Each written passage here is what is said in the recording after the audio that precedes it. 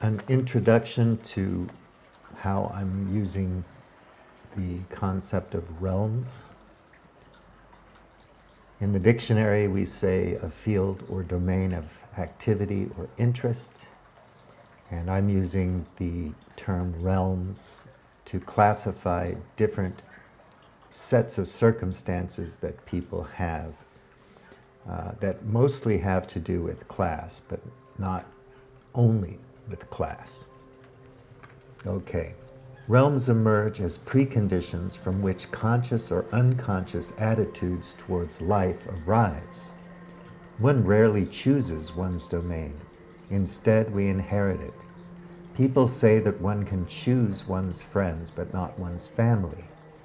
Perhaps when we choose, we are only reacting to elements inherent in our preconditions. Many forces beyond our will program our wants and needs.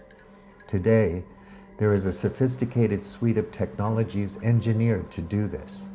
How these technologies work is unknown to most of us.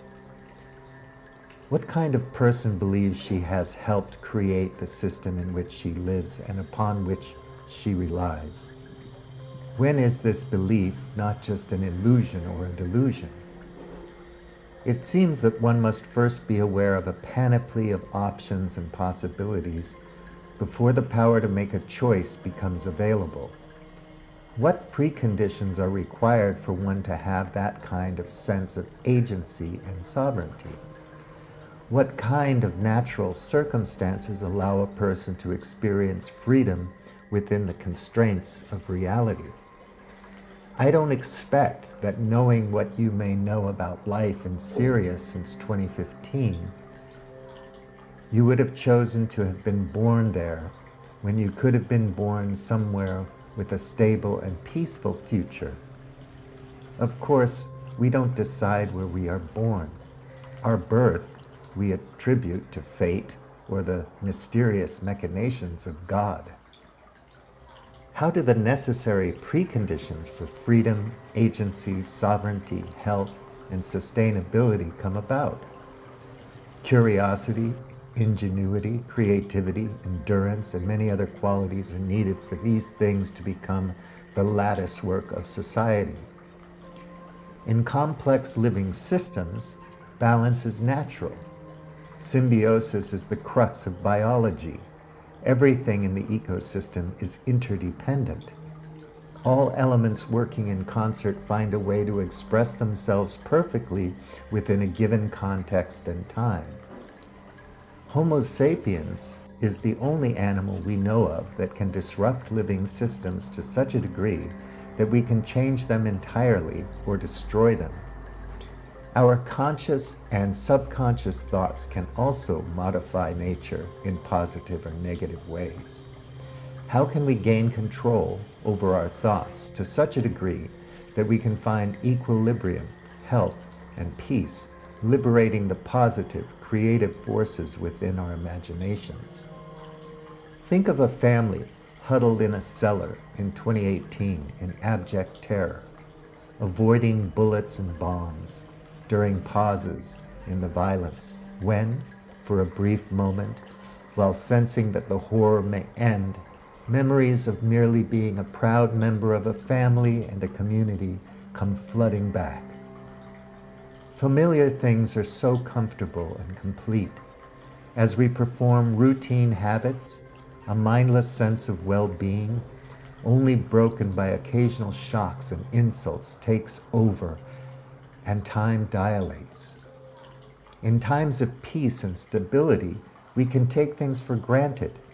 Death becomes so remote that it's easy to think of heaven not as something we long for, but as an inevitable outcome, a reward for living a good life.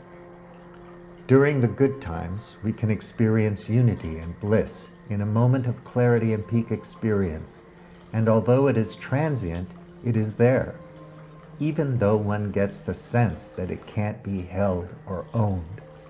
Moments like these appear as a dark field, a movement and a rest. On the impoverished side of the cage, and I am speaking of poverty in its broadest sense, Where there is only violence, pain, and chaos, endurance is paramount for survival. A wide-eyed numbness brought on by ongoing trauma is one's only respite from acute pain and suffering.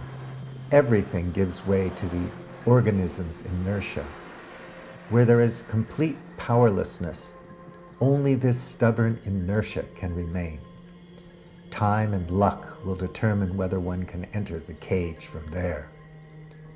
Understand that in all realms of existence, we remain the animals we are, following our nature that transcends higher faculties. As one experiences the inherent spectrum of possibilities in each realm, one's sense of joy, contentment, desire, comfort, pain, and suffering are entirely different in quality and kind. Each domain is capable of reflecting unique qualities within individuals and society. Various cages manifest and reflect different attributes to various bubbles or castles. In each realm, whatever one's circumstances might be, except for one's struggle with desire, everything is mundane. Next, let's talk about the realm we call the cage.